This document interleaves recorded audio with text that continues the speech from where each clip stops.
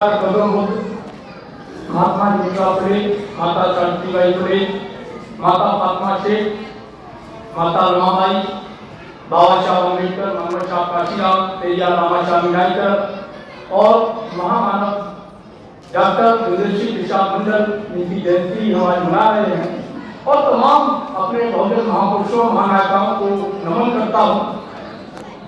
साथ ही इस कार्यक्रम का आयोजन करने के लिए और यहाँ बुलाने के लिए मैं all India railway OBC association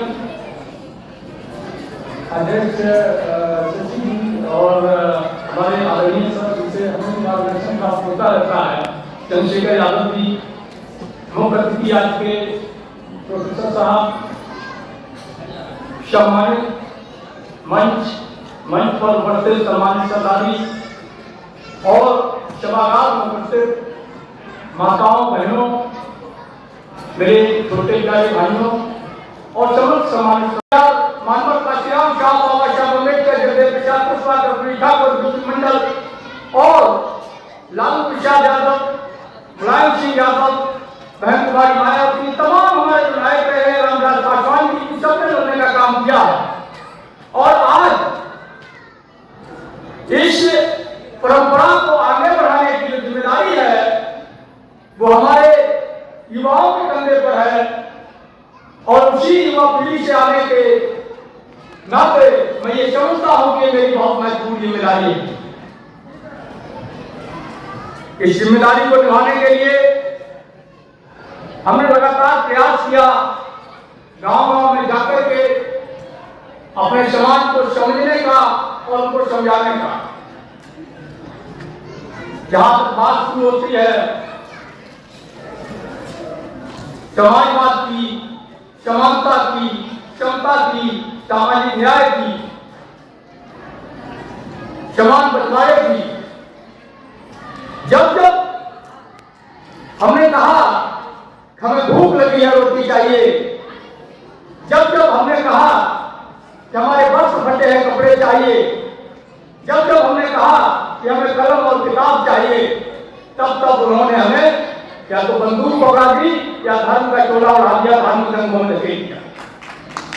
आज मैं यहाँ पूरा 12 घंटे का सफर करके मेवात से आ रहा हूँ, रात के 2 बजे पहुंचा हूँ। कल किसान महापंचायत थी, आप लोगों को याद होगा, सुना होगा, पिछले दिनों मेवात के मुंह के अंदर एक हिंसा हुई थी, और हिंसा का मूल जो कारण है वो धर्म नहीं है। क्या है?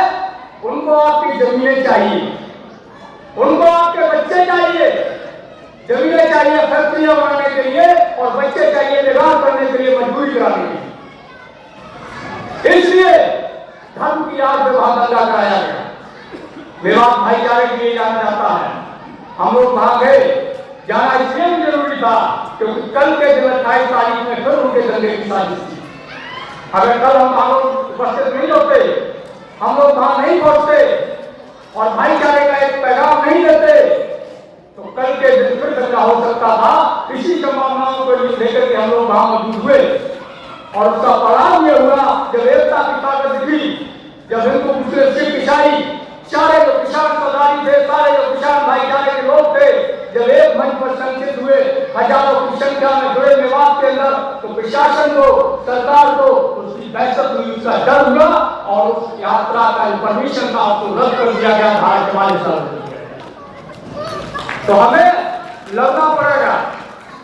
पिछले 3 सालों से लगातार हम लोग अपनी टीम के साथ, मैं एक बात और कहना चाहूंगा कि हम पश्चिम के लोग हैं, तो हमारे मुंह से मैं निकलता है लेकिन दिल में नहीं होता है। तो जब मैं बोलूँ तो आप हम ही समझिएगा, हमारे पश्चिम वालों के मुंह से मैं ज्यादा निकलता है। तो ये मैं अपनी बात कहने से पहले आपको बता दूं, तो जब हम वहां पहुंचे, चीजों को समझा, देखा, तो वहां अंदर की चीजें हैं जो लोग उधर से जुड़े हुए हैं, जो वहां गए हैं, उनको पता होगा कि वहां की जमीन जो है उसके अंदर बहुत खनिज है। उसको हड़पने के लिए ये पूरी साजिश है, और जो दिल्ली मुंबई आपके गलियारा बन रहा है, ये आपकी गुलामी का एक नया जो है अध्याय लिखा जा रहा है। आपकी जमीनों को छीनने का काम चल रहा है। आप लोग सोच रहे होंगे कि मैं सामाजिक न्याय पर बात करने आया, जमीनों पर बात कर रहा हूं। साहब मैंने कहा ना पश्चिम से हूं, तो खेती किसानी से भी मेरा ताल्लुक है, किसान आंदोलन से भी जुड़ा रहना होता है और सामाजिक न्याय की लड़ाई में जुड़ा रहना होता है। तो बातें दोनों करनी होंगी, क्योंकि जमीनों को भी बचाना है, अधिकार को भी बचाना है, संविधान को भी बचाना है और नस्लों को भी बचाना है। तो जमीनों की बात करनी पड़ेगी, संविधान की बात करनी पड़ेगी और सामाजिक न्याय की बात करनी पड़ेगी। हम लोग लगातार पिछले 3 साल से गांव जाने का प्रयास कर रहे हैं।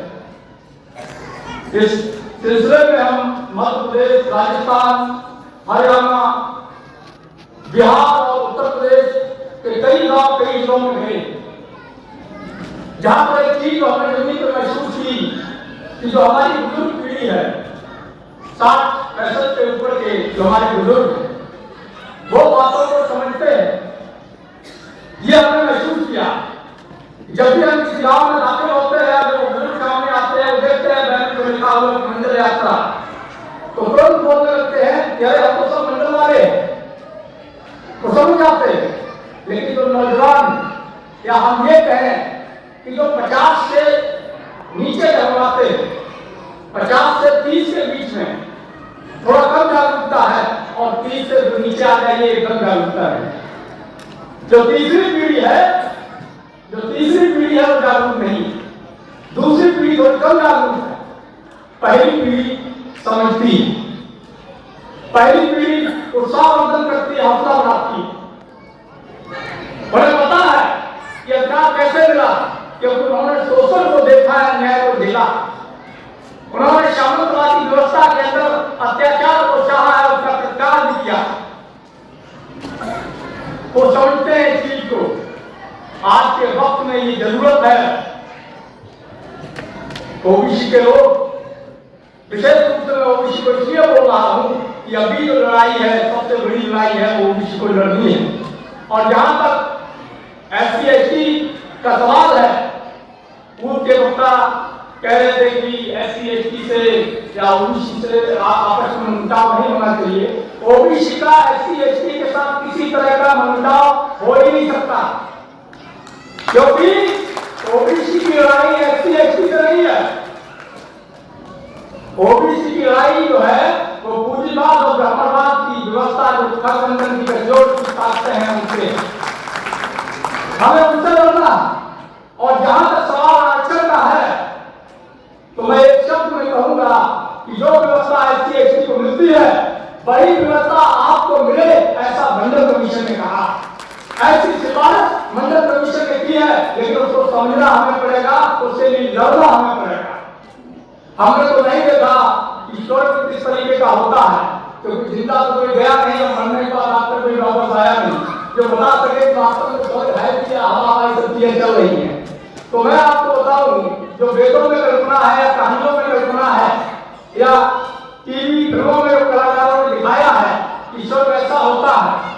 अगर मैं एक लाइन में मंडल कमीशन की बात समझाना चाहूं, तो मैं ये कह सकता हूं आपसे कि जिस दिन संपूर्ण मंडल कमीशन लागू हो जाएगा, जिस दिन जनसंख्या के अनुपात में भागीदारी आपको मिल जाएगी, उसी दिन वंचितों के लिए, पिछड़ों के लिए, दलितों के लिए, आदिवासियों के लिए इस धरती पर वास्तविक स्वर्ग का निर्माण होगा। मैं समझता हूं कि इससे ज्यादा मेरे पास शब्द नहीं है कि मैं मंडल कमीशन के विषय में आपको सरलता से बता सकूं कि मंडल कमीशन क्या दस्तावेज है और कितना अहम है। तो इसलिए आज के दौर में सबसे ज्यादा जिम्मेदारी बनती है कर्मचारी वर्ग की बनती है। कर्मचारी वर्ग की जिम्मेदारी इसलिए भी ज्यादा बनती है क्योंकि आप उस स्ट्रगल को, फाइट को करते हुए यहां तक पहुंचे हैं और आप मंडल के बेनिफिशियरी हैं। भले ही आप इस बात को स्वीकार न करें, मैं ये नहीं कहता कि 100% है, लेकिन 99% ने लाभ दिया है। आपको ये बात स्वीकारने में आपत्ति हो सकती है कि हम ओबीसी आरक्षण से नहीं आए, और यही आपत्ति हमारे आगे बढ़ने के मार्ग में होना। जब तक हम ये नहीं स्वीकार लेते कि हम ओबीसी हैं, जब तक हम ये नहीं स्वीकार लेते कि हम वंचित हैं, जब तक हम ये नहीं स्वीकार लेते कि हमारा शोषण हुआ है और शोषण की जड़ जो है वो ब्राह्मणवाद और पूंजीवाद है, तब तक हम आगे की लड़ाई नहीं लड़ पाएंगे। हमारे कर्मचारी भाई जो लड़ाई में डायरेक्ट शामिल नहीं हो सकते, सहभागिता नहीं कर सकते, आंदोलनों में नहीं जा सकते, वो भी इस लड़ाई को लड़ सकते हैं, कैंडल लगा सकते हैं, अवेयरनेस प्रोग्राम संजय से पहले आप कर सकते हैं, आप रिसर्च कर सकते हैं, किताबें लिख सकते हैं, दस्तावेज तैयार कर सकते हैं, आंकड़े निकाल सकते हैं और जो लोग लड़ रहे हैं उनको सपोर्ट कर सकते हैं। मानव साहब काशीराम ने कहा था कि आज जो भी हमें मिला है, हम नौकरियां कर रहे हैं, अच्छे पदों पर हैं, अच्छे कपड़े पहन रहे हैं, अच्छा खाना खा रहे हैं, वो सब हमारे महापुरुषों की कुर्बानियों का प्रोडक्ट है और हमें उसका कर्ज अदा करना। आज जो भी हम हैं अपने महानायकों, अपने महापुरुषों के संघर्ष की बदौलत है, उनकी कुर्बानियों की बदौलत है, तो हमारी एक जिम्मेदारी बनती है हम जिस रूप में कंट्रीब्यूट कर सकें मूवमेंट के लिए उस रूप में करें। हम देख सकते हैं, हम कैंडल लगा सकते हैं, हम रचनाएं कर सकते हैं, रिसर्च कर सकते हैं, आंकड़े जुटा सकते हैं, हम लड़ने वालों को फाइनेंशियल सपोर्ट कर सकते हैं जिस रूप में हम कर सकें। और मैं तो ये कहूंगा कि कम से कम ओबीसी के लोगों को, कर्मचारियों को, जागरूक लोगों को अपनी मासिक आय का 5% कंट्रीब्यूशन करना चाहिए। सोशल मूवमेंट के क्षेत्र में, धार्मिक क्षेत्र में तो सब करते हैं, धार्मिक क्षेत्र में आप जो कंट्रीब्यूट करते हैं उसका कितना लाभ आपको होता है। जब आप आंदोलन करते हैं, जब आपदा आती है कोरोना जैसी, तो मंदिरों के पट खुलते नहीं है, बंद हो जाते हैं, आपकी मदद के लिए कोई हाथ वहां से नहीं आता है, कोई खाना देने नहीं आता है, कोई आपकी समस्या को सुनने के लिए नहीं आता है। जब आप आंदोलन करते हैं तो लंगर लगाने के लिए सिर खाते हैं, मंदिरों से उठाता ही नहीं आपके लिए। मंदिर वाले कहते हैं कि खालिस्तानी बैठे हुए, आतंकवादी बैठे हुए हैं। जब आप हक अधिकार की बात करते हैं तो आपको देशद्रोही बता दिया जाता है। आप जाति जनगणना की मांग करते हैं तो देश को बांटने वाला करार दे दिया जाता है। आप आरक्षण की बात करें तो आपको भिखारी बता दिया जाएगा। तो समझना हमें है कि हमें कहां खड़ा होना, हमारी लड़ाई क्या। कर्पूरी ठाकुर साहब ने कहा था कि अधिकार चाहो तो लड़ना सीखो और पग पग पर लड़ना सीखो। बिना लड़े अधिकार नहीं मिलेगा। और ये एक बड़ी लड़ाई है, लंबी लड़ाई, लंबे समय से चली आ रही है। जाति जनगणना को लेकर के हमारी टीम के द्वारा लगातार जो कार्यक्रम किया जा रहा है, जिसमें हमारी तीसरी यात्रा 25 अगस्त 2022 से चंद्र साहब की जयंती के अवसर पर हमने मधेपुरा से शुरू की थी और उस यात्रा के जरिए हम बिहार, मध्य प्रदेश, राजस्थान के बाद में 26 मई को नेताजी की समाधि से उत्तर प्रदेश में शुरुआत किए हैं और ये कार्यक्रम 17 फरवरी तक उत्तर प्रदेश में चलेगा।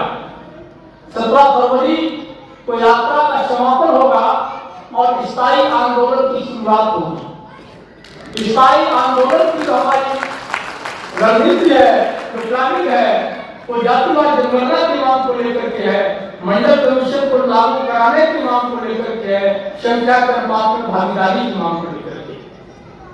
क्योंकि हम समझ चुके हैं कि एक दो दिन के प्रोटेस्ट से, धर्मों से या सभाओं से अब सरकारें सुनने वाली नहीं है। अब ये जो तानाशाह सरकार है ये सुनने वाली नहीं है। पिछले दिनों आपने देखा होगा सदन में योगी ने कहा है कि हम जाति जनगणना नहीं करवा सकते। तो उसके पीछे का कारण क्या है आप लोग समझ सकते हैं। क्योंकि जो प्रधान और पार्षद नहीं बन सकते हैं वो एमपी, एमएलए, सीएम, पीएम बन रहे हैं। जब वो जाति जनगणना करवा देंगे तो पीछे की लाइन में जाना पड़ेगा। सदियों से इन लोगों ने मानव जाति को वर्णों में बांटकर, धर्म में बांटकर, जातियों में बांटकर जो शोषण किया है, जो अत्याचार किया है, अब जब वक्त आया है उसका हिसाब करने का, तो फिर से इन्होंने नई नई साजिशें करना शुरू कर दिया है। संविधान को खत्म करके मनुस्मृति लागू करने की बात लोग कहते हैं, मैं कहता हूं कि संविधान के आवरण को मनुस्मृति रख करके शासन चला रहे हैं। संविधान खत्म करने की बात भूल जाइए कि उस संविधान का कवर उन्होंने रखा हुआ है, पूरा मनुस्मृति के आधार पर व्यवस्था को लागू किया जा सकता है। तो आज ये नैतिक जिम्मेदारी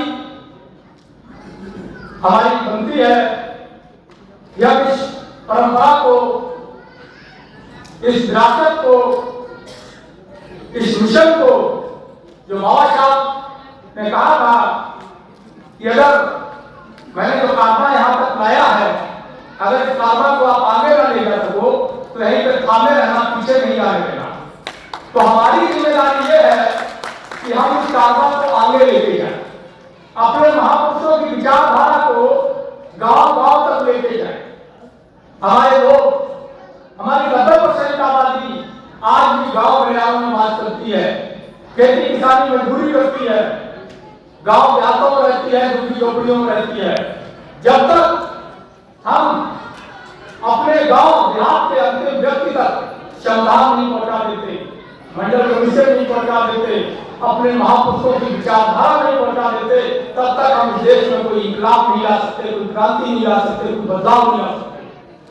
क्योंकि लड़ाई सत्ता परिवर्तन की नहीं है, सत्ता परिवर्तन समस्या का स्थायी समाधान नहीं है, लड़ाई व्यवस्था परिवर्तन की है। जब तक व्यवस्था परिवर्तन नहीं होगा तब तक आपका सत्ता परिवर्तन कभी स्थायी नहीं होगा।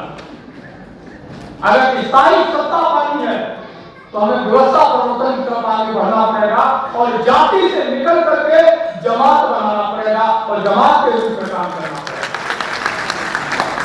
हमें अपने महापुरुषों की विचारधारा पर आगे चलना पड़ेगा। हमारी कोई भी जाति हो सकती है, हमारा कोई भी धर्म हो सकता है, लेकिन अगर हम पहले महापुरुषों की आइडियोलॉजी पर काम कर रहे हैं तो हमें एक साथ खड़ा होना।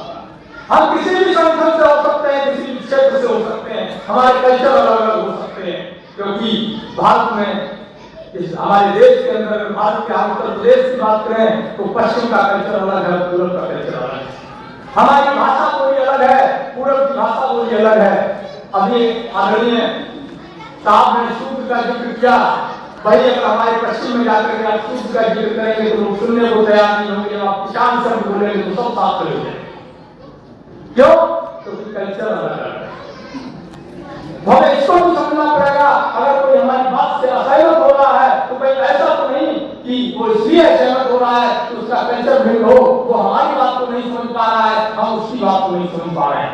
इसलिए कम से कम उसके बारे में जानकारी करें अपनी कोई प्रतिक्रिया देने से पहले, कि ताकि हमारा भाई को नाराज ना हो जाए।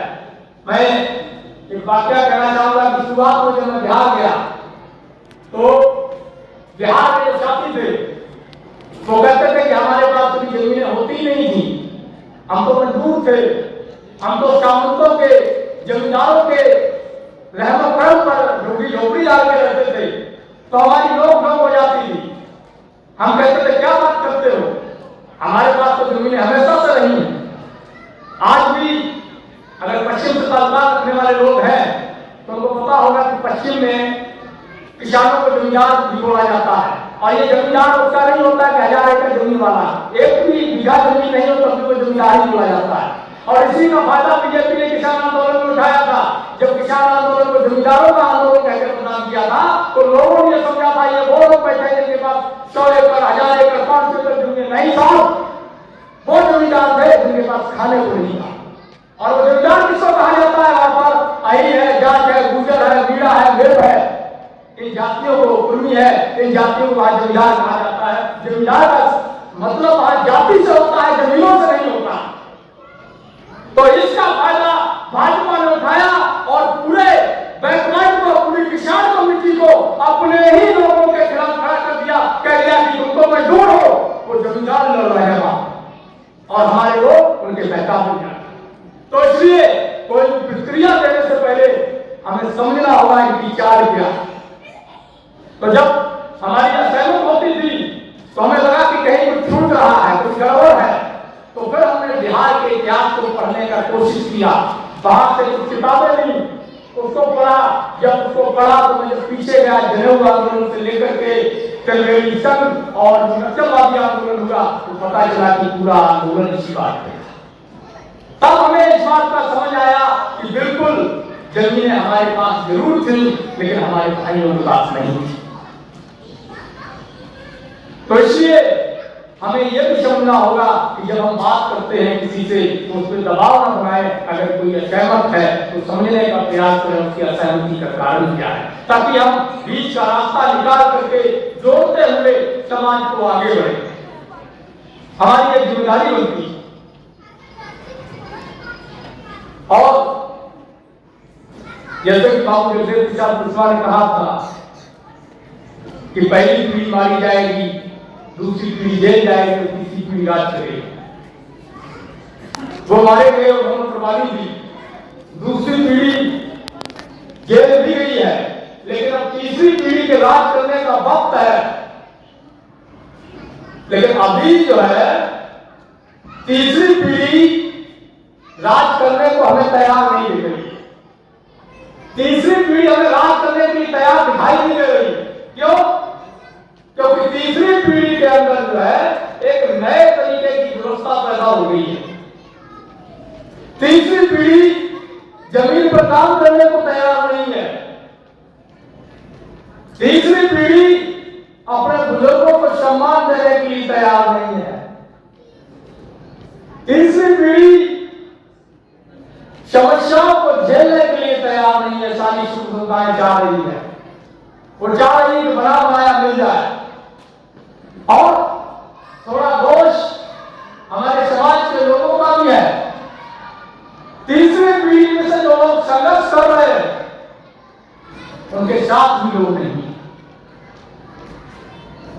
मैं समझता हूं कि किसी भी मिशन मूवमेंट को खड़ा करने के लिए जितना जरूरी होता है एक अच्छी रणनीति, उतना ही जरूरी होता है साधन संसाधन और जनबल।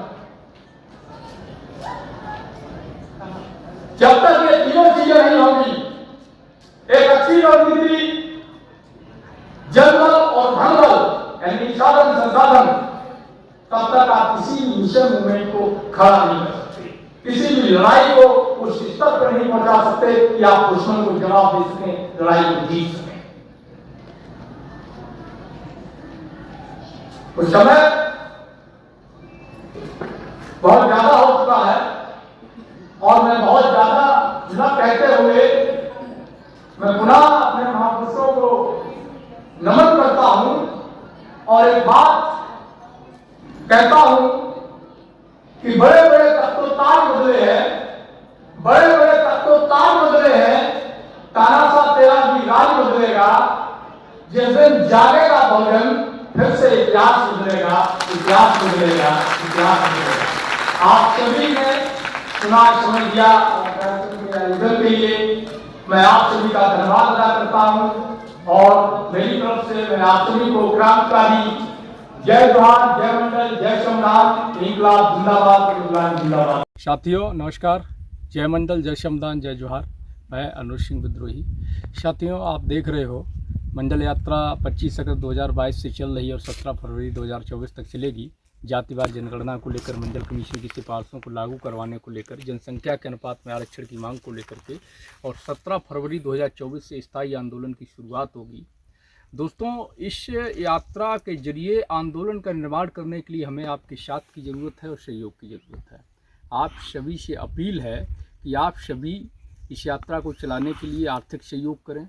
यात्रा के जो वीडियोज़ हैं उनको अधिक से अधिक शेयर करें और हमारे इस यूट्यूब चैनल को सब्सक्राइब कर लें, बेल आइकन को प्रेस करें ताकि आपको नोटिफिकेशन मिलता रहे और अधिक से अधिक लोगों तक इस सूचना को पहुंचाएं। अपना कोई मीडिया नहीं है, अपना कोई तंत्र नहीं है। हम लोगों को अपनी लड़ाई, अपनी सूचनाएं खुद ही प्रसारित करनी, खुद ही लड़ाई को खड़ा करना। शुक्रिया। जय मंडल, जय श्रमदान।